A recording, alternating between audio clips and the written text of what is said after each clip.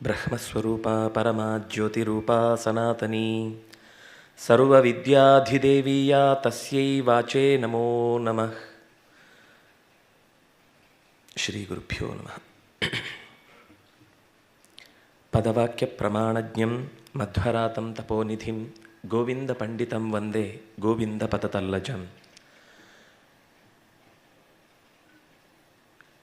ಆಚಾರ್ಯರನ್ನು ನೆನೆಯುವ ಈ ಕಾರ್ಯಕ್ಕಾಗಿ ವೇದಿಕೆಯ ಮೇಲೆ ಮತ್ತು ವೇದಿಕೆಯ ಮುಂಭಾಗದಲ್ಲಿ ಸೇರಿರುವ ಎಲ್ಲ ಸಜ್ಜನರಿಗೂ ಹೃತ್ಪೂರ್ವಕವಾದಂತಹ ನಮನಗಳನ್ನು ಸಲ್ಲಿಸ್ತಾ, ಆಚಾರ್ಯರ ಜೊತೆಗೆ ಒಡನಾಟ ಅವರು ಕೊಟ್ಟ ಭಾಗ್ಯ, ಜೊತೆಗಿದ್ದಾಗ ಇರುವ ಅನುಭವ ಅನ್ನೋದು ಬಹಳ ಜನಕ್ಕೆ ಬೇರೆ ಬೇರೆ ರೀತಿಯಿಂದ ಇದ್ದೇ ಇದೆ. ಅದರಲ್ಲಿ ಎಲ್ಲರಿಗೂ ನಮ್ಮನ್ನು ಆಚಾರ್ಯರು ಬಹಳ ಪ್ರೀತಿಸಿದ್ರು ಅಂತ ಎಲ್ಲರಿಗೂ ಅನ್ನಿಸುವಷ್ಟು ಅವರು ಕೊಟ್ಟು ಹೋಗಿದ್ದಾರೆ. ಇದು ಒಬ್ಬ ದೊಡ್ಡವನ ಗುಣ. ನಾವು ರಾಮಾಯಣ ನೋಡಿದಾಗಲೂ ಪ್ರತಿಯೊಬ್ಬರೂ ಕೂಡ ರಾಮ ನಮ್ಮ ಮನೆ ಮಗ ಅನ್ನುವ ರೀತಿ ಪ್ರೀತಿಸ್ತಾ ಇದ್ದರು. ಕೃಷ್ಣನ ಕಥೆಯನ್ನು ಹೇಳುವಾಗಲೂ ಭಾಗವತದಲ್ಲಿ ಪ್ರತಿಯೊಬ್ಬರೂ ಕೂಡ ಕೃಷ್ಣ ನಮ್ಮ ಮೇಲೆ ಅತ್ಯಂತ ಆಸಕ್ತಿ ತೋರ್ತಾನೆ, ಅವನು ನಮ್ಮನ್ನು ತುಂಬ ಪ್ರೀತಿಸ್ತಾನೆ ಅಂತ ಪ್ರತಿಯೊಬ್ಬರೂ ಅವನ ಬಗ್ಗೆ ಅತ್ಯಂತ ಕಾಳಜಿಯನ್ನು ತೋರಿಸ್ತಾ ಇದ್ರು. ಇದು ದೊಡ್ಡವರು ಸಹಜವಾಗಿ ಇರುವ ಗುಣ. ಆದರೆ ಆ ದೊಡ್ಡತನವನ್ನು ನಾವು ಇವತ್ತಿಗೆ ಹೇಗೆ ಮತ್ತೆ ಪಡೀಬೇಕು ಅಂದರೆ, ಭೌತಿಕವಾಗಿ ನಾವು ಇವತ್ತವರನ್ನು ನಾವು ಗಮನಿಸುವುದು ಅಸಾಧ್ಯವಾದರೂ ನಿಜವಾಗಿ ಅವರನ್ನು ನಾವು ನೆನಪಿಸಿಕೊಳ್ಳಬೇಕಾದ ಬಗೆ, ಅವರು ಕೊಟ್ಟು ಹೋದ ಸಂಗತಿಯನ್ನು ಮತ್ತೆ ಮತ್ತೆ ಅಭ್ಯಸಿಸುವುದು, ನೆನಪಿಸಿಕೊಳ್ಳುವುದು, ಆ ದಾರಿಯಲ್ಲಿ ಸಾಗುವುದಕ್ಕಾಗಿ ಪ್ರಯತ್ನ ಪಡುವುದು. ಆ ಅಂಶದಲ್ಲಿ ಆಚಾರ್ಯರ ಕೆಲವು ಮುಖಗಳನ್ನು ನಿಮ್ಮ ಜೊತೆಗೆ ಹಂಚಿಕೊಳ್ಳುವ ಪ್ರಯತ್ನ ಮಾಡ್ತೇನೆ. ಆಚಾರ್ಯರ ಬದುಕು ಬರೆಹ ಎರಡೂ ಒಂದೇ ರೀತಿ ಇತ್ತು. ಬಹಳ ಇವತ್ತದೊಂದು ಅಚ್ಚರಿಯ ಸಂಗತಿ, ಹಾಗಿರ್ತಾರೆ ಅಂತ ಅನ್ನೋದು. ಬರೆಯೋದು ಒಂದು ರೀತಿ ಇರುತ್ತೆ, ಆಮೇಲೆ ಅವ್ರ ಹತ್ರ ಕೇಳಿದರೆ ಅವರ ಆಚರಣೆಗಳೇ ಬೇರೆ ಇರುತ್ತೆ. ಹಾಗಿದ್ದಾಗ ಅವನು ಪಾರದರ್ಶಕವಾಗಿ ತನ್ನ ಮನಸ್ಸಿನಲ್ಲಿದ್ದ ಎಲ್ಲವನ್ನೂ ಕೂಡ ಸಮಾಜಕ್ಕೆ ನಿಸ್ಪೃಹನಾಗಿ ಕೊಟ್ಟಿದ್ದಾನೆ ಅಂತ ಅನ್ನುವ ನಂಬಿಕೆಗೆ ಪಾತ್ರನಾಗುವುದು ಕಷ್ಟ. ಈ ಅಂಶದಲ್ಲಿ ಆಚಾರ್ಯರು ತಮ್ಮ ಪ್ರತಿಯೊಂದು ಸವ್ಯಸಾಚಿ ಅನ್ನುವ ರೀತಿಯಲ್ಲಿ ಎಷ್ಟೋ ಸರ್ತಿ ಅವರನ್ನು ಕರೆಯುವುದಿದೆ. ಅದಕ್ಕೆ ಬಹಳ ರೀತಿಯಿಂದ ಸವ್ಯಸಾಚಿ ಅಂತಂದಾಗ ಬಲಗೈಯಲ್ಲಿ ಎಷ್ಟು ನಾಜೂಕಾಗಿ ನಯವಾಗಿ ಬಾಣವನ್ನು ಪ್ರಯೋಗಿಸಬಲ್ಲನೋ ಅಷ್ಟೇ ನಾಜೂಕಾಗಿ ಎಡಗಡೆಯಿಂದಲೂ ಕೂಡ ಪ್ರಯೋಗಿಸಬಲ್ಲವ, ಅಂದರೆ ಎರಡೂ ಮುಖಗಳನ್ನು ಬಲ್ಲವ ಅಂತ. ಅಂದರೆ ಸಾಮಾನ್ಯ ಒಂದೋ ಎಡ ಒಂದೋ ಬಲ ಅಂತ ನಮ್ಮ ಪಂಥಗಳ ಮಧ್ಯದಲ್ಲಿ ನಡುಗೆರೆಯನ್ನು ಬಿಟ್ಟು ಬೀಳುವಂತಹ ಪ್ರಸಂಗದಲ್ಲೇ ನಾವು ಇವತ್ತಿನ ಸಮಾಜವನ್ನು ನೋಡ್ತಾ ಇದ್ದೇವೆ. ನಮ್ಮ ದೇಹವನ್ನು ಬಳಸಿಕೊಳ್ಳುವಾಗಲೂ ನಾವು ಎಡಭಾಗವನ್ನು ಎಷ್ಟು ಬಳಸ್ಕೊಳ್ತೇವೋ ಅಷ್ಟೇ ಬಲಭಾಗವನ್ನು ಕೊಂಡ್ರೆ ಮಾತ್ರ ಸ್ಥಿಮಿತತೆ ಅನ್ನೋದು ನಮ್ಮ ದೇಹಕ್ಕಿರುತ್ತೆ ಅನ್ನೋದನ್ನು ಆಚಾರ್ಯರು ತನ್ನ ಬದುಕಿನುದ್ದಕ್ಕೂ ಅದು ಚಿಂತನೆಯ ನೆಪದಲ್ಲೂ ತೋರಿಸ್ತಾ ಇದ್ದವರು. ಈ ನೆಲೆಯಲ್ಲಿ ಆಚಾರ್ಯರ ಬೇರೆ ಬೇರೆ ಮುಖಗಳನ್ನು ನಾವು ಗಮನಿಸಿದರೆ, ಅವರು ಸಂಸ್ಕೃತವನ್ನು ಎಷ್ಟು ಹಸಿಯಾಗಿ ಲವಲವಿಕೆಯಿಂದ ಅದನ್ನು ಬಳಸಿಕೊಳ್ತಾ ಇದ್ರು, ಅಷ್ಟೇ ಕನ್ನಡವನ್ನು ಕೂಡ ತಮ್ಮ ಬರವಣಿಗೆಯಲ್ಲಿ ಮಾತಿನಲ್ಲಿ ನಿಮ್ಮ ಮುಂದೆ ಇಟ್ಟದ್ದನ್ನು ನೀವೆಲ್ಲರೂ ಬಲ್ಲವರೇ ಆಗಿದ್ದೀರಿ. ಅದರಲ್ಲೂ ಸ್ವಾರಸ್ಯ ಏನು ಅಂತಂದರೆ, ಕನ್ನಡಕ್ಕಾದ ಲಾಭ ಏನು, ಕನ್ನಡಕ್ಕೆ ಸಿಕ್ಕಿದ ಹೆಚ್ಚಿನ ಸಂಪತ್ತೇನು ಅಂತ ನಾವು ಹೆಚ್ಚಿನವರು ಬಹುಶಃ ಗಮನಿಸಿಲ್ಲ ಅಂತ ಅನಿಸುತ್ತೆ. ಸಂಸ್ಕೃತ ಬಹಳ ಕಾಲದಿಂದಲೂ ಕೂಡ ಅದು ಕನ್ನಡಕ್ಕೆ ಹಿರಿ ವ್ಯಕ್ತಿಯಾಗಿ, ಅಂದರೆ ಹಿರಿಯ ಪೋಷಕಳಾಗಿಯೇ ಇದ್ದದ್ದು ಹೊರತು ಯಾವತ್ತೂ ಅದು ಒಂದಕ್ಕೊಂದು ಮಾರಕವಾಗಿ ಬದುಕಿದ್ದಲ್ಲ. ಇದು ನಮ್ಮ ಜನಜೀವನದಲ್ಲಿ ನಾವು ಬೇಕಾದಷ್ಟು ರೀತಿಯಲ್ಲಿ ಆ ಪದಗಳನ್ನು ಬಳಸಿಕೊಳ್ಳುವ ನೆಲೆಯಲ್ಲಿ ಅರ್ಥ ಮಾಡಿಕೊಳ್ಳಬಹುದು. ಆದರೆ ಸಂಸ್ಕೃತ ಅಥವಾ ಪ್ರಾಚೀನ ಅಥವಾ ವೇದ ಇಂಥ ಶಬ್ದಗಳು ಬಂದೊಡನೆ ಬಹಳ ಮಂದಿಗೆ ಇದೇನೋ ನಮ್ಮ ಮೇಲೆ ಹೇರುವಂತಹ ಭಾವ ಅಂತ ಅನ್ನುವ ರೀತಿಯಲ್ಲಿ ವರ್ತಿಸಿ ತಾವೇ ಅದರಿಂದ ದೂರಾಗಿ ಸಂಪತ್ತನ್ನು ಕಳ್ಕೊಳ್ಳುತ್ತಾರೆ. ಆದರೆ ಹಾಗಾಗದಂತೆ ಅನೇಕ ಸಂಗತಿಗಳು ಕನ್ನಡದಲ್ಲಿ ಅದು ಒದಗಿ ಬಂದಾಗ ಹೇಗಿರುತ್ತೆ ಅನ್ನೋದನ್ನು ಅವರ ಲೇಖನಗಳಲ್ಲಿ ನಾವು ನೋಡುತ್ತೇವೆ. ಚಕ್ರತೀರ್ಥ ಅವರ ಜೊತೆಗೆ ಒಂದು ಸರ್ತಿ ಯಾವಾಗಲೂ ಮಾತಾಡುವಾಗ ಅವರು ಸಂಸ್ಕೃತದ ಪದಗಳನ್ನು ಯಥಾವತ್ತಾಗಿ ಕನ್ನಡದ ಪದವಾಗಿ ಅದನ್ನು ಕೊಟ್ಟಾಗ ಅದು ಎಷ್ಟು ಸಹಜವಾಗಿ ಅಲ್ಲಿಗೆ ಒಗ್ಗತ್ತೆ, ಅದನ್ನೆಲ್ಲ ಒಂದು ಕಡೆ ನಾವು ಸಂಗ್ರಹಿಸಿಡಬೇಕು ಅಂತ ಅವ್ರು ಹೇಳ್ತಿದ್ರು. ಅದರ ಕುರಿತಾಗಿ ಅವರು ಅನೇಕ ಕೆಲಸಗಳನ್ನು ಮಾಡ್ತಾ ಇದ್ರು. ಅದಕ್ಕೆ ಆಚಾರ್ಯರು ಒಂದು ಮುನ್ನುಡಿಯನ್ನು ಕೂಡ ಕೊಟ್ಟದ್ದಿತ್ತು. ಆಚಾರ್ಯರು ಬಹಳ ಮೆಚ್ಚುತ್ತಾ ಇದ್ರು. ಎಷ್ಟೋ ಸರ್ತಿ ನಾವು ಪಾಠಕ್ಕೆ ಕೂತಾಗ ಪತ್ರಿಕೆಯಲ್ಲಿ ಅವರ ಲೇಖನ ಬಂದರೆ ಗಟ್ಟಿಯಾಗಿ ಓದೋರು. ಚಕ್ರತೀರ್ಥ ಅವರ ಲೇಖನ ಅಂತ ಒಂದು ಸರ್ತಿ ಗಟ್ಟಿಯಾಗಿ ಓದೋರು, ತುಂಬ ಖುಷಿಪಟ್ಟು ಓದ್ತಿದ್ರು. ಯಾಕೆಂದರೆ ಅವರಿಗೂ ಇದ್ದ ಒಂದು ಕುತೂಹಲ ಏನು ಅಂದರೆ, ಶಬ್ದವನ್ನು ನಿಖರವಾಗಿ ಸ್ಪಷ್ಟವಾಗಿ ಎಲ್ಲಿ ಬಳಸಬೇಕೋ ಅಲ್ಲೇ ಬಳಸಬೇಕು ಅನ್ನೋದು ಅವರ ಇಷ್ಟ. ಅದನ್ನು ತಪ್ಪಿ ನಮಗೆ ಕೆಲವೊಮ್ಮೆ ಒಳ್ಳೆ ಪದ ಇದೆ ಅಂತ ಗೊತ್ತಾಗುತ್ತೆ, ಅದನ್ನು ಹೇಗಾದರೂ ಒಂದು ಕಡೆ ಬಳಸಬೇಕು ಅಂತ ನಾವು ಅದನ್ನು ಬಳಸ್ತಾ ಇರ್ತೇವೆ. ಹಾಗಾಗಬಾರದು. ಅದು ಅಗತ್ಯ ಇದ್ದರೆ ಅಗತ್ಯ ಇದ್ದಲ್ಲಿಗೆ ಅಗತ್ಯ ಇದ್ದಷ್ಟೇ ಬಳಸುವಂಥದ್ದು ಒಬ್ಬ ಲೇಖಕನ ಜವಾಬ್ದಾರಿ ಅಂತ.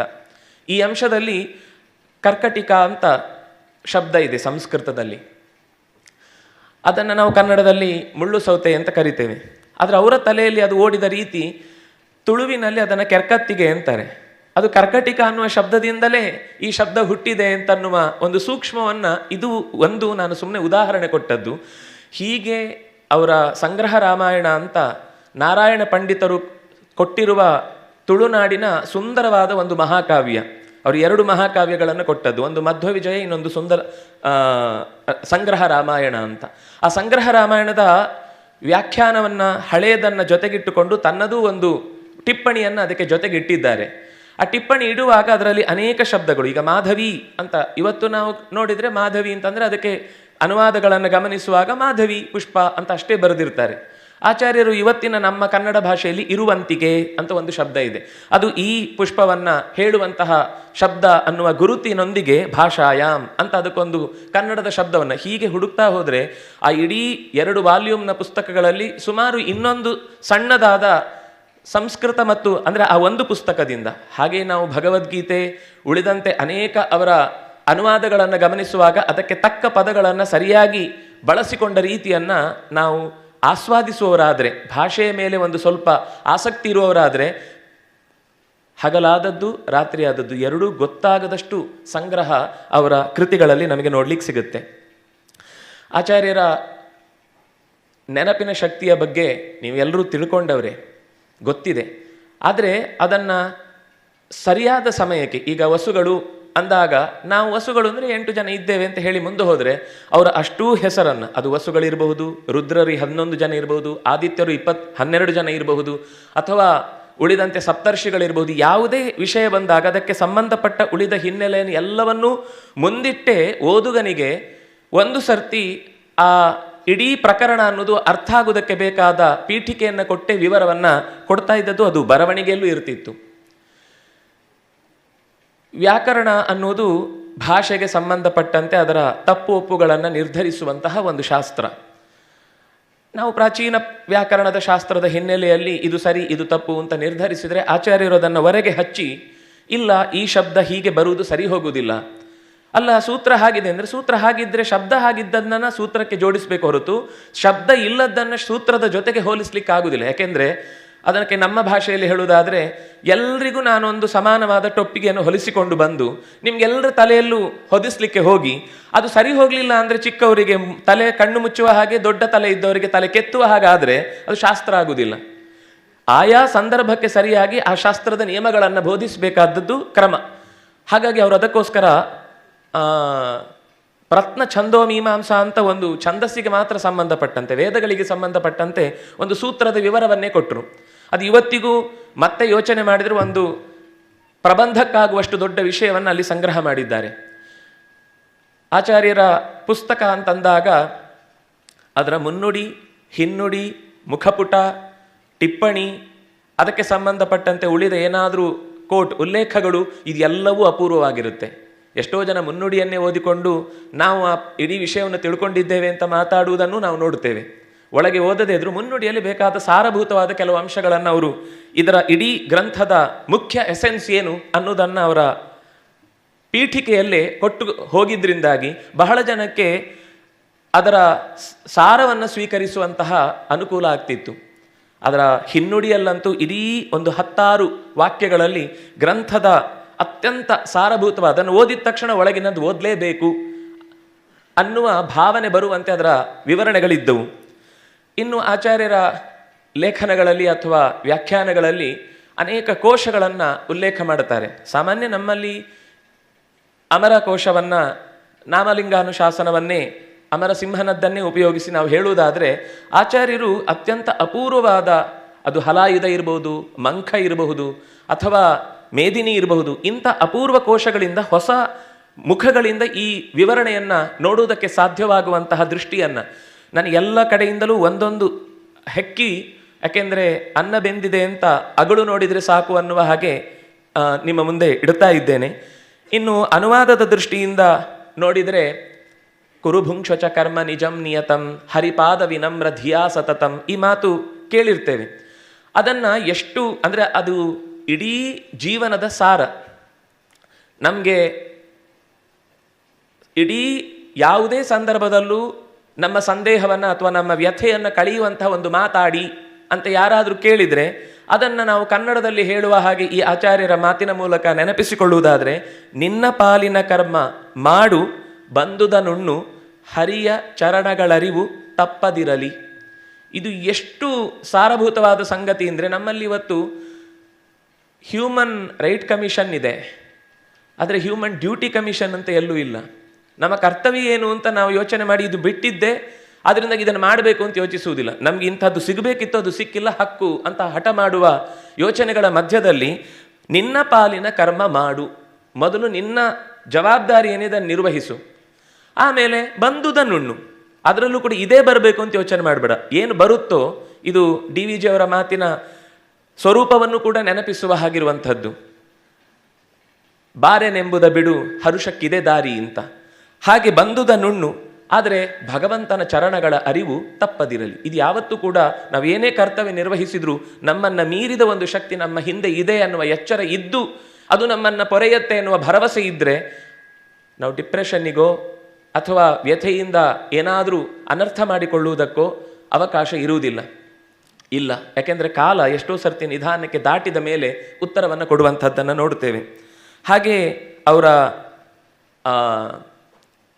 ಶ್ರೀ ಸೂಕ್ತದ ಒಂದು ವಿವರಣೆ ಇದೆ. ಅಂದರೆ ಶ್ರೀ ಸೂಕ್ತವನ್ನು ನಾವು ಕನ್ನಡದಲ್ಲಿ ಹೇಳಬೇಕು ಅಂತಿದ್ರೆ ಅದಕ್ಕೆ ಅವರು ಬೇಕಾದ ರಚನೆಯನ್ನು ಕೊಟ್ಟಿದ್ದಾರೆ. ಅದು ಅನೇಕ ಸೂಕ್ತಗಳಿವೆ. ವೇದಗಳನ್ನು ಹೇಳಿದಾಗ ಎಷ್ಟೋ ಸರ್ತಿ ಅದು ಏನು ಹೇಳ್ತಾ ಇದೆ ಅನ್ನುವ ತಾತ್ಪರ್ಯ ನಮಗೆ ಗೊತ್ತಾಗುವುದಕ್ಕೆ ಕಷ್ಟವಾಗುತ್ತೆ.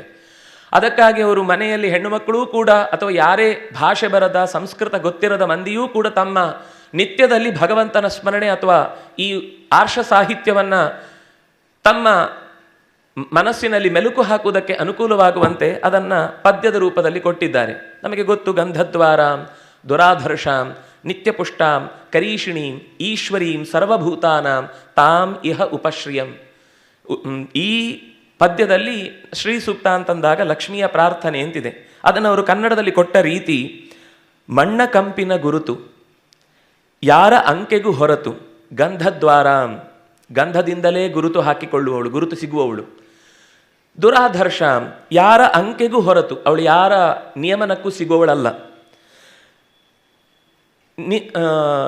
ಗಂಧದ್ವಾರಾಂ ದುರಾಧರ್ಷಾಂ, ನಿತ್ಯ ಈ ಇಡೀ ವ್ಯಕ್ತಿತ್ವವನ್ನು ಪರಿಚಯಿಸುವಂತಹ ಶಬ್ದ ಸದ್ಗುಣಗಳಿಂದ ಕೂಡಿದವಳು, ನಿತ್ಯ ಸದ್ಗುಣ ಭರಿತೆ, ನಿತ್ಯ ಪುಷ್ಟಾಂ ತುಂಬಿಕೊಂಡವಳು.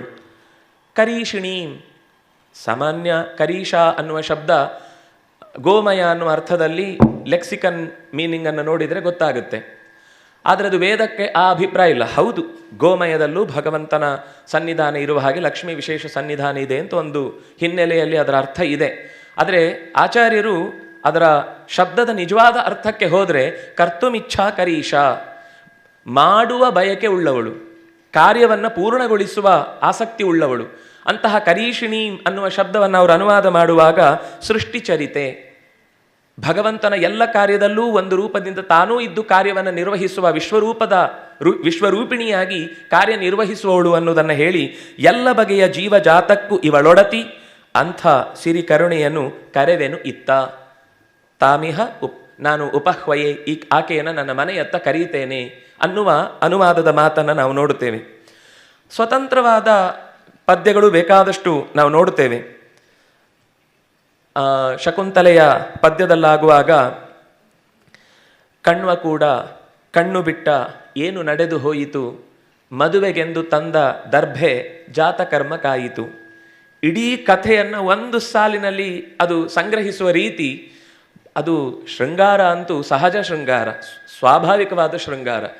ಕೆಲವೊಂದು ಸರ್ತಿ ಅದು ಏನೋ ಮನಸ್ಸಿಗೆ ವಿಕಾರವನ್ನು ಹುಟ್ಟಿಸುವ ರೀತಿಯಲ್ಲಿ ಇದ್ದರೆ ಓದುಗನಿಗೆ ಕಸಿವಿಸಿ ಅನಿಸುತ್ತೆ. ಆದರೆ ಹಾಗಾಗದ ಪದ್ಯ, ಇವರು ಉಣುವುದಿಲ್ಲವೇನೋ ನಡುವೆ ಶೂನ್ಯವಾಗಿದೆ, ಒಡಲನೆಲ್ಲ ಕಿತ್ತು ಕೊರೆದು ಎದೆಗೆ ಮೆತ್ತಲಾಗಿದೆ.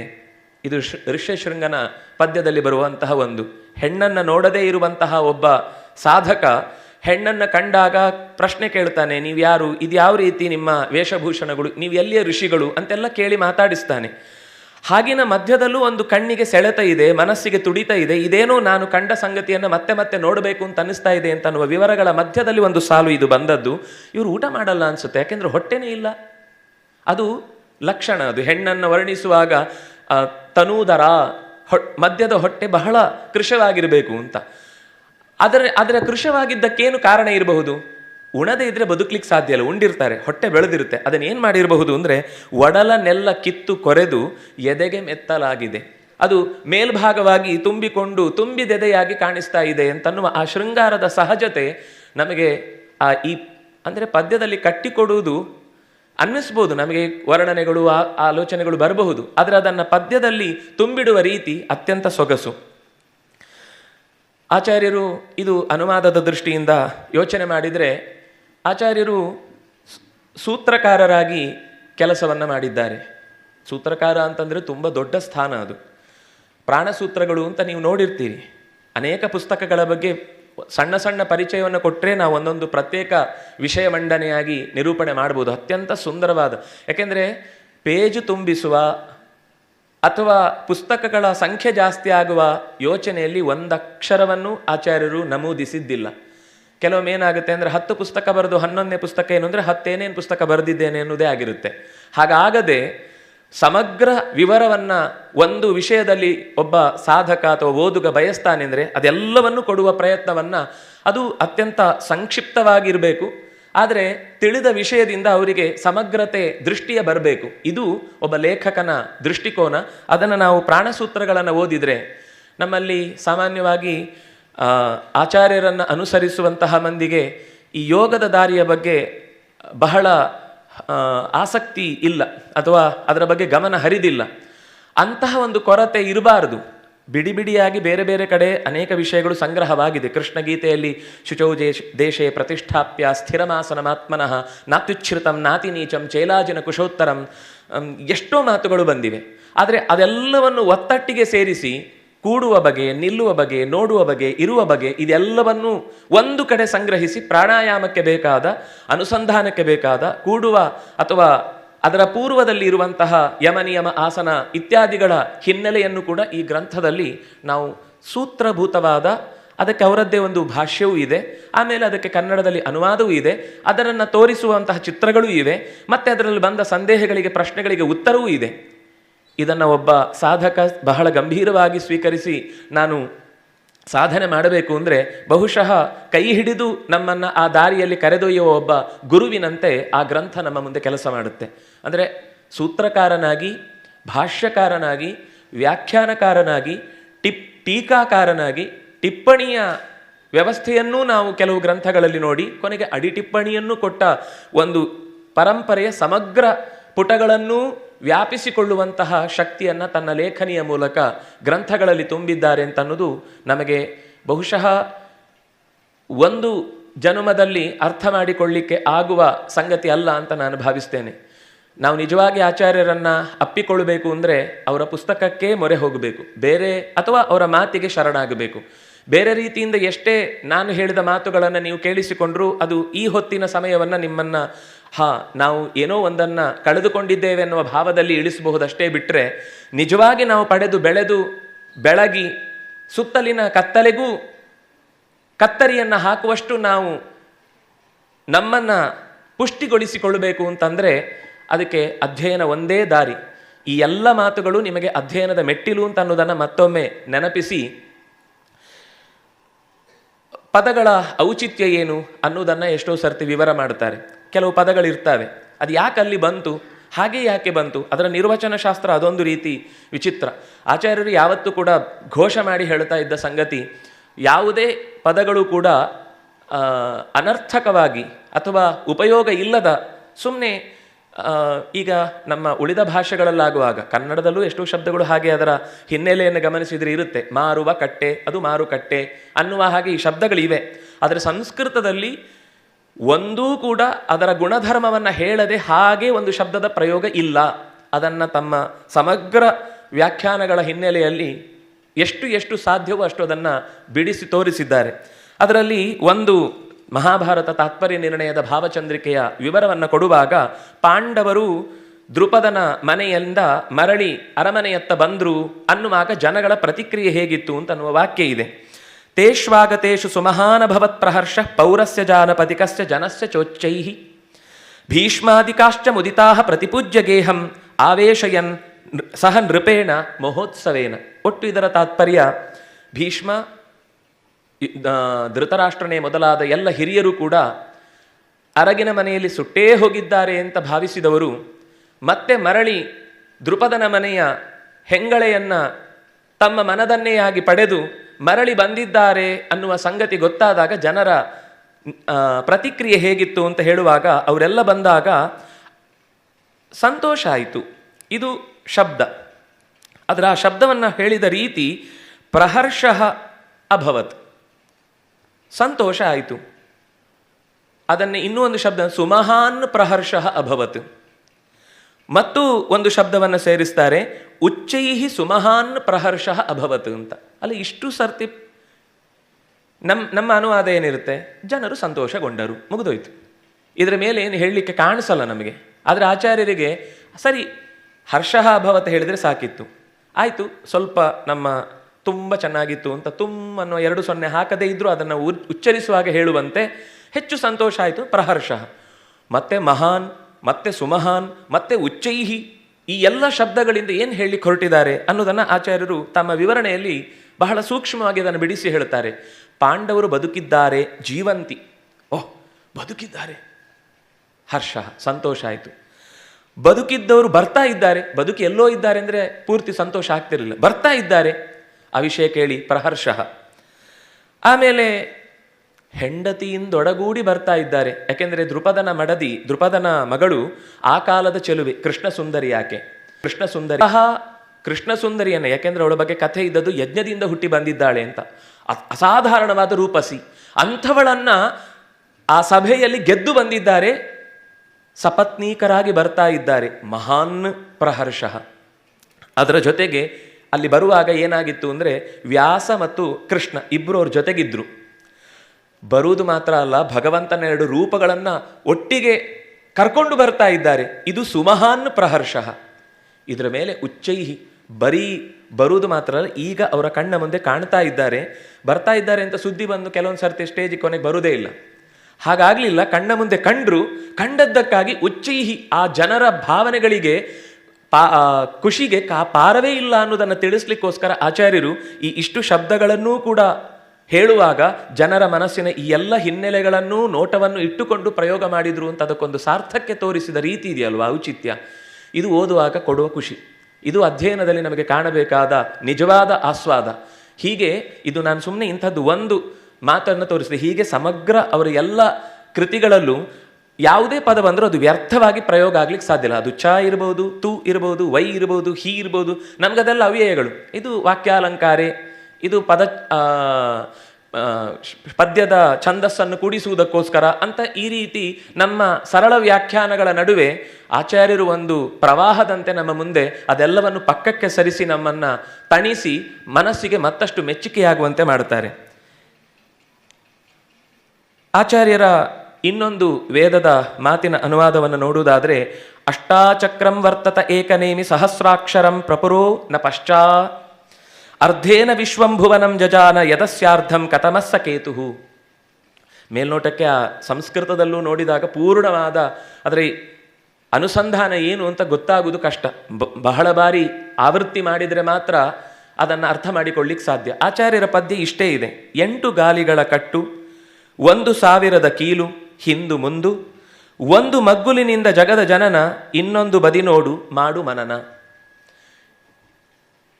ಭಿನ್ನ ಪ್ರಕೃತಿರಷ್ಟಧ ಅಂತ ಕೃಷ್ಣ ಗೀತೆಯಲ್ಲಿ ಮಣ್ಣು ನೀರು ಗಾಳಿ ಬೆಂಕಿ ಆಕಾಶ, ಮಹತ್ತತ್ವ ಅಹಂಕಾರ ತತ್ವ, ಈ 8 ತತ್ವಗಳಿಂದ ಈ ದೇಹ ನಿರ್ಮಾಣಗೊಂಡಿದೆ. ಇಂತಹ ಭಿನ್ನವಾದ 8 ಪ್ರಕೃತಿಗಳಿಂದ ನಿರ್ಮಾಣವಾದ ಈ ಶರೀರ ಅದೊಂದು ಚಕ್ರ. ಇದು ಚಲಿಸುವುದಕ್ಕೆ ಯೋಗ್ಯವಾದ ರೀತಿಯಲ್ಲಿ ಈ ದೇಹದ ರಚನೆಯಾಗಿದೆ. ಇಂತಹದ್ದೊಂದು ಕಟ್ಟಿನಿಂದ ಕೂಡಿ ಇದಕ್ಕೆ 1000 ಕೀಲುಗಳು. ಕೀಲು ಅಂತಂದಾಗ ಇಲ್ಲಿ ಆ ಶಬ್ದ ಬಂದದ್ದು ಸಹಸ್ರಾಕ್ಷರಂ. 1000 ಜೀವ 1000 ಮತ್ತೆ ಮತ್ತೆ ಚಲಿಸ್ತಾನೆ ಇರ್ತಾನೆ. ಅಂತಹ 1000 ಕೀಲುಗಳಿಂದ ಹಿಂದು ಮುಂದು ಅದು ಮುಂದಕ್ಕೂ ಸಾಗ್ತಾ ಇರುತ್ತೆ. ಕೆಲವೊಮ್ಮೆ ಸಾಧನೆ ಮಾಡದೇ ಇದ್ರೆ ಹಿಂದಕ್ಕೂ ಸಾಗುವುದಿದ್ದೇ ಇರುತ್ತೆ. ಹೀಗೆ ಇಂಥ ಚಕ್ರ ದೊಡ್ಡದಾಗಿ ನಡೀತಾ ಇರಬೇಕಾದ್ರೆ ಅದರ ಒಂದು ಮಗ್ಗುಲಿನಿಂದ ನೋಡಿದರೆ ಅದು ಸೃಷ್ಟಿ ಆಗ್ತಾ ಇದೆ. ಅದು ಪಕ್ಕಕ್ಕೆ ಸರಿದಾಗಿ ಇನ್ನೊಂದು ಮಗ್ಗುಲಿಂದ ಅದು ನಾಶ ಆಗ್ತಾ ಇದೆ. ನಮಗೆ ಕಾಣುವಾಗ ಸೃಷ್ಟಿಯ ಮಗ್ಗುಲನ್ನು ನೋಡಿ ಸಂತೋಷ ಪಡಬಹುದು, ಅಥವಾ ಅದು ಬೆಳೀತಾ ಇದೆ. ಈಗ ಸೂರ್ಯಾಸ್ತವನ್ನು ನೋಡಿ ಸಂತೋಷವನ್ನು ಪಡಬಹುದು, ಸೂರ್ಯಾಸ್ತವನ್ನು ನೋಡಿ ದುಃಖವನ್ನು ಪಡಬಹುದು. ಋಷಿಗಳು ಎಚ್ಚರಿಕೆ ಅಂತಾರೆ. ಯಾಕೆಂದರೆ ಉದಯ ಆಗುವಾಗ ಅಥವಾ ಅಸ್ತ ಆಗುವಾಗ ಅದರ ಹೊಂಬಣ್ಣವನ್ನು ನೋಡಿ ಮನಸ್ಸಿಗೆ ಮೆಚ್ಚುಗೆಯಾದರೆ ಸಾಧಕ ಯೋಚನೆ ಮಾಡ್ತಾರೆ, ಅದು ಸೂರ್ಯ ಹೊರಟು ಹೋಗುವಾಗ ನನ್ನ 24 ಗಂಟೆ ಆಯುರಾದಾಯ ಯಾತಿ, ನನ್ನ ಆಯುಷ್ಯವನ್ನು ಕೊಂಡು ಹೋಗ್ತಾ ಇದ್ದಾನೆ. ಮರುದಿನದ ಉಸಿರಿಗೆ ನನ್ನ ಹಿಂದಿನ ದಿನದ ಸಾಧನೆ ಉಳಿದದ್ದರ ಭಾರ ಹೆಚ್ಚಿತು ಅಂತ ಅವನು ಭಾವಿಸ್ತಾನೆ ಅನ್ನುವ ಹಿನ್ನೆಲೆಯಲ್ಲಿ ಒಂದೇ ವಿಷಯ ಯಾವ ದೃಷ್ಟಿಯಿಂದ ನಮಗದು ಕಣ್ಣಿಗೆ ಕಾಣುತ್ತೋ ಅದು ಹಿತವೋ ಅಹಿತವೋ ಇಷ್ಟವೋ ಅನಿಷ್ಟವೋ ಅನ್ನೋದರ ಮೇಲೆ ಸುಖ ದುಃಖಗಳ ಭಾವನೆ ನಮ್ಮನ್ನು ಆಕ್ರಮಿಸುತ್ತೆ. ಹಾಗಾಗಿ ಯದಸ್ಯ ಅರ್ಧಂ ಕತಮಃ, ಯಾವುದಕ್ಕಾಗಿ ಒಂದು ಭಾಗ ಈ ಜಗತ್ತಿನಲ್ಲಿ ಸೃಷ್ಟಿಗಾಗಿ ಮೀಸಲಾಗಿದೆಯೋ ಅದರ ಇನ್ನೊಂದು ಭಾಗದ ಕಡೆಗೆ ಗಮನ ಇಟ್ಟು ನೋಡು, ಅದು ಸಾವನ್ನು ಕೂಡ ಎಚ್ಚರಿಸ್ತಾ ಇದೆ ಅನ್ನುವ ಈ ಮಾತು ಅಲ್ಲಿ ಬಂದಿದೆ. ಆಚಾರ್ಯರ ಯೋಚನೆ ಕೇವಲ ವೈದಿಕ ಸಾಹಿತ್ಯದ ಕಡೆಗೆ ಮಾತ್ರ ಅಲ್ಲ, ದಾಸ ಸಾಹಿತ್ಯದ ಬಗ್ಗೆಯೂ ಅನೇಕ ಉಪನ್ಯಾಸಗಳು, ಅನೇಕ ಲೇಖನಗಳನ್ನು ಪುರಂದರೋಪನಿಷತ್ತು, ಕನಕ ಉಪನಿಷತ್ತುಗಳಲ್ಲಿ ನಾವು ನೋಡುತ್ತೇವೆ. ಅದೇ ರೀತಿ ಉಡುಪಿಯ ಕೃಷ್ಣ ದಾಸರು ಕಂಡಂತೆ ಅಂತ ಅದಮಾರು ವಿಭುಧೇಶ ತೀರ್ಥ ಶ್ರೀಪಾದರು ಅವರ ಕೈಯಿಂದ ಒಂದು ಲೇಖನವನ್ನು ಬರೆಸಿದ್ರು. ಅದರ ಪದ್ಯಗಳನ್ನು ನೋಡಿದಾಗ ಎಷ್ಟು ಆಶ್ಚರ್ಯ ಆಗುತ್ತೆ ಅಂದರೆ ತುಂಬ ಪಾಠಾಂತರಗಳು ಇವತ್ತು ನಮಗೆ ಸಿಗುತ್ತೆ. ಆ ಶುದ್ಧವಾದ ಪಾಠವನ್ನು ಕೊಟ್ಟದ್ದರ ಜೊತೆಗೆ ಶಬ್ದದ ಹಿನ್ನೆಲೆಯಲ್ಲಿ ಅದರ ಪದ ಪ್ರಯೋಗದ ಕಥೆ ಏನು, ಯಾಕೆಂದರೆ ಕೆಲವೊಮ್ಮೆ ಬರೀ ಶಬ್ದ ಇರುತ್ತೆ, ಆ ಶಬ್ದವನ್ನು ಬಿಡಿಸಿದರೆ ಮಾತ್ರ ಇಡೀ ಆ ಪದ್ಯಕ್ಕೆ ಒಂದು ಹೊಸ ಅರ್ಥವನ್ನು ತಂದುಕೊಡುವಂಥದ್ದಿರುತ್ತೆ. ಹಾಗೆ ಆ ಪದ್ಯದ ವಿಶೇಷ ಅರ್ಥಗಳನ್ನು ಅನೇಕ ದಾಸರು ಉಡುಪಿಗೆ ಬಂದಾಗ ಕೃಷ್ಣನನ್ನು ಕಂಡಾಗ ಏನು ಅನಿಸಿತು, ಏನು ಹೊಸೆದ್ರು ಪದ್ಯಗಳನ್ನು, ಅದನ್ನು ಸಂಗ್ರಹಿಸಿ ಒಂದು ಕಡೆ ಅದರ ವಿವರವನ್ನು ಕೊಟ್ಟಿದ್ದಾರೆ. ಅಲ್ಲಿ ಒಂದು ಪದ್ಯದ ವಿವರವನ್ನು ಹೀಗೆ ನೋಡುತ್ತೇವೆ. ಓಹೋ ಎನಜೀವ ಮೈಯೆಲ್ಲ ಗಾಯ, ಗಾಯ ಕಟ್ಟುವವರಿಲ್ಲ ಗಾಳಿ ಹಾಕುವರಿಲ್ಲ, ಮಾಡಿಲ್ಲ ಮಳೆಯಿಲ್ಲ ಮರದ ಮ್ಯಾಲೆ ನೀರ ಕಂಡೆ, ಕಾಡು ಸುಡುವುದ ಕಂಡೆ ಬೂದಿಯು ಕಾಣಲಿಲ್ಲ. ಏನು ಅರ್ಥ ಆಗಲಿಲ್ಲ. ಆಚಾರ್ಯರು ಅದರ ವಿವರವನ್ನು ಕೊಡುವಾಗ ಮೈಯೆಲ್ಲ ಗಾಯ, ಗಾಯ ಅನ್ನುವುದು ಸೀಳು ಅಂತ ಅರ್ಥ. ಒಂದು ಒಳಗಿದ್ದ ಪದಾರ್ಥ ಹೊರಕ್ಕೆ ಕಾಣುವ ರೀತಿಯಲ್ಲಿ ಆಗುವಂಥದ್ದು, ಅಥವಾ ಹೊರಗಿನ ಸಂಗತಿ ಒಳಕ್ಕೆ ಸೇರುವಂತಹ ಸಂದರ್ಭ ಬರುವಂಥದ್ದು. ನಮ್ಮ ದೇಹದಲ್ಲಿ 9 ಅಥವಾ 11 ರಂಧ್ರಗಳಿವೆ, ಛಿದ್ರಗಳಿವೆ. ಅದನ್ನು ಗಾಯ ಅಂತಂದರು. ಅಂದರೆ ಕಣ್ಣು, ಮೂಗು, ಕಿವಿ, ಬಾಯಿ, ಮಲಮೂತ್ರ ದ್ವಾರ, ಇನ್ನು ಯೋಚನೆ ಮಾಡಿದರೆ ಮೇಲಿನ ನೆತ್ತಿಯ ಭಾರ, ಆಮೇಲೆ ಹೊಕ್ಕಳಿನ ಹುಟ್ಟುವಾಗ ಇರುವ ದ್ವಾರ, ಈ ಎಲ್ಲ ಮೈಯೆಲ್ಲ ಗಾಯ. ಆದರೆ ಈ ಗಾಯಕ್ಕೆ ಯಾರೂ ಅಯ್ಯೋ ಗಾಯ ಆಗಿದೆ ಅಂತ ಕಣ್ಣು ಹೊಲಿದು ಬಿಡಲ್ಲ, ಕಿವಿ ಮುಚ್ಚಿ ಬಿಡಲ್ಲ, ಮೂಗು ಕಟ್ಟಿ ಬಿಡಲ್ಲ. ಮುಗಿದ ಮೇಲೆ ಒಂದು ದಿವಸ ಹತ್ತಿ ಇಡ್ಲಿಕ್ಕಿದೆ, ಅದು ಬೇರೆ ಪ್ರಶ್ನೆ. ಆದರೆ ಗಾಯ ಕಟ್ಟುವರಿಲ್ಲ. ಆಮೇಲೆ ಹೀಗಾಯಿತು, ಇದೆಲ್ಲ ಗುಣ ಆಗಬೇಕು ಅಂತ ಇದರ ಮೇಲೆ ಅಯ್ಯೋ ಗಾಯ ಆಯಿತು ಅಂತ ಗಾಳಿ ಹಾಕುವವರು ಇಲ್ಲ. ಅಂದರೆ ಅದು ಬೇಕು ಅಂತ ಅರ್ಥ, ಅದು ಅಗತ್ಯ ಇರುವಂಥದ್ದು. ಅದು ಏನು ಮಾಡ್ತಾ ಇದೆ, ಯಾಕದು ಬೇಕು ಗಾಯ? ಮಾಡಿಲ್ಲ ಮಳೆ ಇಲ್ಲ, ಮೇಲೆ ಮಾಡು ಸೂರಿಲ್ಲ, ಆಚೆಯಿಂದ ಮಳೆ ಇಲ್ಲ, ಆದರೆ ನೆತ್ತಿಯ ಮೇಲೆ ನೀರ ಕಂಡೆ.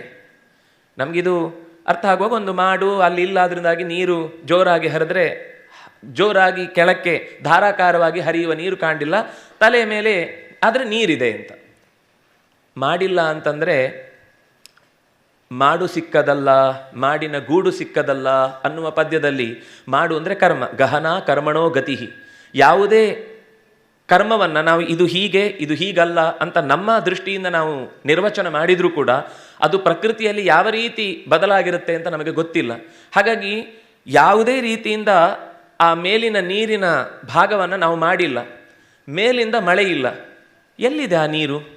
ನಮ್ಮ ಸಹಸ್ರಾರದ ಮೇಲೆ ವಾಸುದೇವ ರೂಪಿ ಅಮೃತವೃಷ್ಟ್ಯ ಆಪ್ಲಾವಯತು ಅಂತ ಒಂದು ಪ್ರಾರ್ಥನೆ ಇದೆ. ನಮ್ಮ ದೇಹಕ್ಕೆ ಅತ್ಯತಿಷ್ಠ ದಶಾಂಗುಲಂ ಅನ್ನುವ 10-12 ಅಂಗುಲದ ಮೇಲ್ಭಾಗದಲ್ಲಿ ಭಗವಂತನ ಪದತಲದಿಂದ ಹರಿದು ಬರುವ ಅಮೃತದ ರಸದ ಧಾರೆ ನಮ್ಮ ಇಡೀ ಮೈಯನ್ನು ತಂಪಾಗಿಸಿ ಹೊರಗಿನ ಪ್ರಪಂಚವನ್ನು ಮರೆಸುವಂತಹ ಒಂದು ನೀರಿನ ಗಡಿಗೆ ಇದೆ. ಅದು ಸಾಧನೆಯ ದಾರಿಯಲ್ಲಿ ಗೊತ್ತಾಗುವ ಸಂಗತಿ. ಕನಕದಾಸರು ಹೇಳಿದರು, ಅಂಥ ನೀರನ್ನು ನಾನು ಕಂಡೆ ಆ ಮರದ ತುದಿಯಲ್ಲಿ. ಯಾಕೆಂದರೆ ಇದು ಮರ ಯಶೋಶ್ವತ್ಥ ಸನಾತನಃ ಊರ್ಧ್ವಮೂಲಂ ಅಧಶಾಖಂ ಅಶ್ವತ್ಥಂ ಪ್ರಾಹುರವ್ಯಂ. ಇದು ನಾಳೆ ನಿಲ್ಲದ, ಇವತ್ತಿನಂತೆ ನಾಳೆ ಇಲ್ಲದ ಒಂದು ಅಪೂರ್ವವಾದಂತಹ ಮರ. ಈ ಮರದ ತುದಿಯಲ್ಲಿ ಮೇಲ್ಗಡೆ ಸಹಸ್ರಾರದ ಭಾಗದಿಂದ ಅಮೃತದ ರಸವನ್ನು ಹೊತ್ತಿರುವಂತಹ ನೀರ ಭಾಗವನ್ನು ಕಂಡೆ. ಕೊನೆಗೆ ಇದು ಏನಾಗಬೇಕು ಅಂತಂದರೆ, ಇಲ್ಲಿಯ ಹಾದಿಗೆ ಹೋಗುವಾಗ ಮಧ್ಯ ಅನೇಕ ದಾರಿಯನ್ನು ಸಾಗಬೇಕು. ಸಾಗುವಾಗ ಮನಸ್ಸು ಅನ್ನುವಂಥದ್ದು ಒಂದು ಕಾಡು. ಮನಸ್ಸು ಅಂದರೆ ಕಾಡು ಅಂದರೆ ಯಾಕಂದರೆ ಆ ಮನಸ್ಸು ಎಷ್ಟು ಥರದ ಭಾವನೆಗಳಿಂದ ಮುಗ್ಗು ಬಿದ್ದಿರುತ್ತೆ ಅಂತಂದರೆ, ನಮಗೆ ನಾವೇ ಒಂದು ಕ್ಷಣ ಕಣ್ಣು ಮುಚ್ಚಿ ಇಂಥ ವಿಷಯದಲ್ಲಿ ನನ್ನ ಮನಸ್ಸನ್ನು ನೆಲೆಗೊಳಿಸಬೇಕು ಅಂತ ಕೂತ್ರೆ, ನಾವು ಸ್ವಲ್ಪ ಸ್ಪೆಕ್ಟೇಟರ್ ಆಗಿ ಹೊರಗೆ ನಿಂತು ಮನಸ್ಸನ್ನು ಗಮನಿಸ್ತಾ ಹೋದರೆ ಮನಸ್ಸು ಎಲ್ಲೆಲ್ಲಿ ಹೋಗುತ್ತೆ ಅಂತ ಅದರ ಹಿಂದೆ ಸಾಗಿದರೆ ಆಶ್ಚರ್ಯ ಆಗುತ್ತದು. ನಾವು ಅಂದ್ಕೊಳ್ಳೋದು ಮಾತ್ರ, ಇಷ್ಟೊತ್ತು ನಾನು ಧ್ಯಾನ ಮಾಡಿದೆ, ಇಷ್ಟೊತ್ತು ನಾನು ತಪಸ್ಸು ಮಾಡಿದೆ, ಇಷ್ಟೊತ್ತು ನಾನು ಜಪಿಸಿದೆ ಅಂತ. ಆದರೆ ಅದು ಹೋಗುವ ದಾರಿಯ ವೇಗ ಅರ್ಥವೇ ಆಗದ ಕಗ್ಗಾಡಿಗೆ ಕರ್ಕೊಂಡು ಹೋಗುತ್ತೆ. ಆದರೆ ಅದೇ ಕಾಡು ನಮಗೆ ಬೇಕು. ಆ ಕಾಡು ಕಾಳ್ಗಿಚ್ಚಿನಿಂದ ತಿಕ್ಕಾಟವಾಡಿದಾಗ ಮನಸ್ಸು ಪೂರ್ತಿ ಸುಟ್ಟು ಹೋಗಿ, ಕಾಡು ಸುಡುವುದ ಕಂಡೆ, ಆದರೆ ಆ ಮನಸ್ಸು ಸುಟ್ಟು ಹೋದ ಮೇಲೆ ಅಲ್ಲಿ ಬೂದಿ ಇಲ್ಲ. ಅದು ಸೂಕ್ಷ್ಮವಾದ ಚೇತನ ರೂಪಕ್ಕೆ ಹೋಗಿಬಿಡುತ್ತೆ. ಅಂದರೆ ನನ್ನ ಜೀವದ ಸ್ವರೂಪದಲ್ಲೇ ಇರುವ ಮನಸ್ಸೇನಿದೆ ಅದು ವ್ಯಕ್ತವಾದಾಗ ಈ ಹೊರಗಿನ ಪಾಂಚಭೌತಿಕವಾದ ಮನಸ್ಸು ಸುಟ್ಟು ಹೋಗುತ್ತೆ, ಅದರಲ್ಲಿ ಬೂದಿ ಇಲ್ಲ. ಇದೆಲ್ಲ ಧ್ಯಾನಕ್ಕೆ ಸಂಬಂಧಪಟ್ಟಂತೆ ಹೇಳಿದ ವಿವರವನ್ನು ಆಚಾರ್ಯರು ಇದು ಮೇಲ್ನೋಟಕ್ಕೆ ಓದಿದರೆ ಏನೂ ಅರ್ಥ ಆಗಲ್ಲ. ಆದರೆ ಇದರ ಒಳಗಿನ ಮರ್ಮವನ್ನು ತೆಗೆದುಕೊಟ್ಟಾಗ ಆಗುವ ಸಂತೋಷವೇ ಬೇರೆ. ಹೀಗೆ ಆಚಾರ್ಯರ ವಿವರಗಳಲ್ಲಿ ಅವರ ಭಾಷಣ ಇರಬಹುದು, ಅವರ ಸಂಶೋಧನೆಗಳಿರಬಹುದು, ವ್ಯಾಖ್ಯಾನಗಳಿರಬಹುದು. ಸಂಶೋಧನೆ ವಿಷಯದಲ್ಲಿ ಅವರು ಯಾವಾಗಲೂ ಗಮನ ಹರಿಸಿ ಹೇಳ್ತಾ ಇದ್ದದ್ದು ಅರ್ಥಶುದ್ಧಿ ಆಗಬೇಕು ಅಂತ ಆದರೆ ಮೊದಲು ಪಾಠಶುದ್ಧಿ ಇರಬೇಕು ಅಂತ. ಯಾವುದೇ ಒಂದು ಹಾಗಾದರೂ ನಡೆಯುತ್ತೆ, ಹೀಗಾದರೂ ನಡೆಯುತ್ತೆ, ಯದ್ವಾ ತದ್ವಾ ಅಂತ ನಾವು ಯಾವುದಕ್ಕೆ ಬೇಕಾದರೂ ಏನಾದರೂ ವ್ಯಾಖ್ಯಾನ ಮಾಡ್ತೇವೆ ಅಂತ ಅನ್ನೋದು ಸರಿಯಲ್ಲ.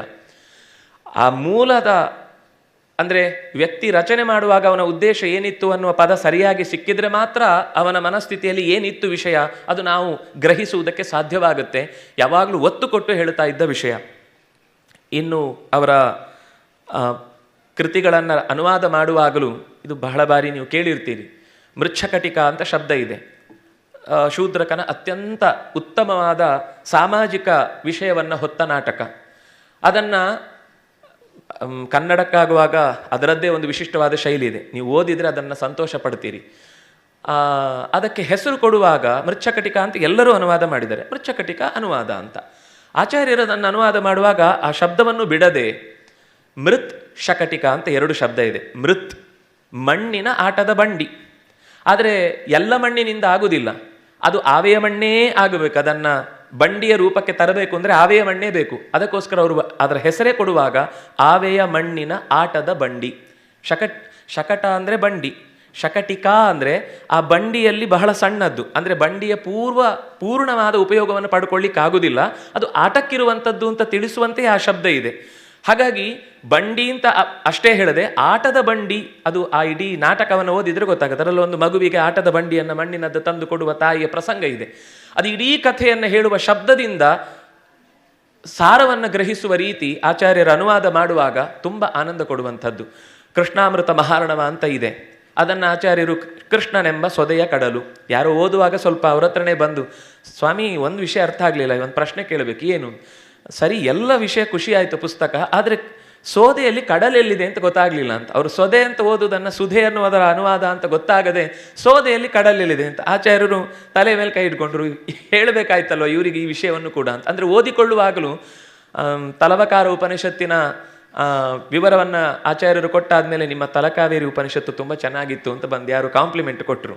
ಅಂದರೆ ಹೀಗೆ ನಮಗೆ ಕೆಲವೊಂದು ಸರ್ತಿ ದೊಡ್ಡವರು ಕೊಟ್ಟ ಸಂಗತಿಯನ್ನು ನಮ್ಮೊಳಗೆ ತಂದುಕೊಳ್ಳುವುದಕ್ಕೂ ನಮ್ಮಲ್ಲಿ ಸೇತುವೆಯ ಶಕ್ತಿ ಕುಸಿದು ಹೋಗದ ಹಾಗೆ ನಾವು ಬೆಳೀಬೇಕಾದ್ರೆ ಅವರ ಗ್ರಂಥಗಳಿಗೆ ಶರಣಾಗಬೇಕು. ಹಾಗೆ ಶರಣಾಗುವ ಒಂದು ಸಣ್ಣ ಅವಕಾಶವನ್ನು ಈ ದಿನ, ಯಾಕೆಂದರೆ ಆಚಾರ್ಯ ದೇವೋಭವ ಅನ್ನೋದು ನಮ್ಮ ನಿತ್ಯದ ಪ್ರಾರ್ಥನೆ.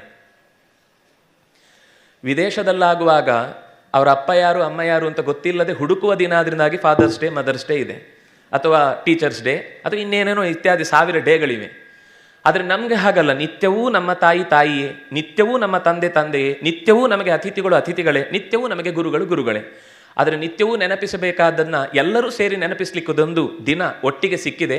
ಇದರ ಫಲ ಏನಾಗಬೇಕು ಅಂದರೆ, ಮುಂದಿನ ಬಾರಿ ನಾವು ಇಲ್ಲಿಗೆ ಮತ್ತೊಮ್ಮೆ ಸೇರುವ ಮುನ್ನ ಒಂದಾದರೂ ಸುಂದರವಾದ, ನಮಗಿಷ್ಟವಾದ, ಸಂಸ್ಕೃತದ್ದಾಗದೇ ಇದ್ದರೂ ಕನ್ನಡದ 1000 ಕೃತಿಗಳು, ಬಹುಶಃ ಕನ್ನಡ ಸಿರಿವಂತಿಕೆಗೆ ಕಾರಣವಾದ ಇಷ್ಟೆಲ್ಲ ಅಂಶಗಳು ಇಲ್ಲಿದೆ ಅಂತ ನಿಮಗೆ ಗೊತ್ತಾದಾಗ ನಿಜವಾಗಿಯೂ ನಾವು ಬೇಡುವ ಅಥವಾ ಹೋರಾಟ ಮಾಡುವ ಪ್ರಸಂಗದಲ್ಲಿ ಹೇಳಿದ್ದಲ್ಲ, ಅರ್ಥಪೂರ್ಣವಾಗಿ ಜ್ಞಾನಪೀಠಕ್ಕೆ ಯೋಗ್ಯವಾದ ಎಲ್ಲ ಅಂಶಗಳು ಅವರ ಲೇಖನಗಳಲ್ಲಿ, ಅವರ ಸಂಸ್ಕೃತದ ಸಾಹಿತ್ಯದ ಸಂಗ್ರಹದಲ್ಲಿ ನಾವು ನೋಡಲಿಕ್ಕೆ ಸಿಗುವಂಥದ್ದು. ಆದರೆ ನಾವು ನಮ್ಮ ಹೃದಯದಲ್ಲಿ ಅವರ ಜ್ಞಾನವನ್ನು, ಹೃದಯವನ್ನೇ ಪೀಠವಾಗಿಸಿ ಇರಿಸಿದರೆ ಆಚಾರ್ಯರಿಗೂ ಖುಷಿಯಾಗುತ್ತೆ. ನಾವು ಕೂಡ ನಿಜವಾಗಿ ಎತ್ತರಕ್ಕೆ ಬೆಳೀಲಿಕ್ಕೆ, ಗುರುವಿನಿಂದ ಭಗವಂತನಡೆಗೆ ಸಾಗುವುದಕ್ಕೆ ಆಚಾರ್ಯರು ನಿಜವಾಗಿ ಹರಸ್ತಾರೆ. ನಾವು ಸುಮ್ಮನೆ JSS ಸಭಾಂಗಣಕ್ಕೆ ಹೋಗುವ ದಾರಿ ಅಂತ ಒಂದು ಬೋರ್ಡ್ ಇರುತ್ತೆ, ನಾವು ಅದರ ಮೇಲೆ ಹತ್ತಿ ಕೂಡ್ತಾ ಇದ್ದೇವೆ. ಇವತ್ತು ಒಂದು ದಿವಸ ಬಂದು ಕೂಡುವುದು ಅಂದರೆ ಕೇವಲ ಸೈನ್ ಬೋರ್ಡ್ ಮೇಲೆ ಕೂತ್ರೆ JSSನ ಸಭಾಂಗಣಕ್ಕೆ ಹೋಗ್ಲಿಕ್ಕೆ ಆಗುವುದಿಲ್ಲ. ಅಲ್ಲಿಂದ ಮುಂದೆ ನಾವು ನಡೀಬೇಕು. ನಡೆಯುವ ಕೈ ಆಚಾರ್ಯರು ಕರುಣಾಳು ಬಾಬೆಳಕೆ ಮುಸುಕಿದಿ ಮಬ್ಬಿನಲ್ಲಿ ಕೈ ಹಿಡಿದು ನಡೆಸೆನ್ನನು ಅಂತ ಅವರು ಪುಸ್ತಕಗಳ ಮೂಲಕ ತಮ್ಮ ಕೈಯನ್ನು ಹಿಡಿದಿದ್ದಾರೆ. ನಾವು ಕೈ ಹಿಡಿದು ಸಾಗಿ ಮುಂದಿನ ಬಾರಿ ಇಲ್ಲಿಗೆ ಬರುವಾಗ ಯಾವುದಾದ್ರೂ ಕೃತಿಯನ್ನು ಮನದಟ್ಟು ಮಾಡಿಕೊಂಡಿದ್ದೇವೆ ಅಂದರೆ ಈ ಆರಾಧನೆ ಸಾರ್ಥಕವಾಗುತ್ತೆ. ಮುಂದಿನ ಆರಾಧನೆಗೆ ಹೊಸ ಮೆಟ್ಟಿಲು, ಹೊಸ ಬೆಳಕಿನ ತೂತು ನಮ್ಮ ಕಣ್ಣ ಮುಂದೆ ಕಿಂಡಿ ಕಾಣಿಸಿಕೊಳ್ಳುತ್ತೆ. ಕಾಣಿಸ್ಲಿ ಅಂತ ಪ್ರಾರ್ಥಿಸ್ತಾ ನಮಸ್ಕಾರ.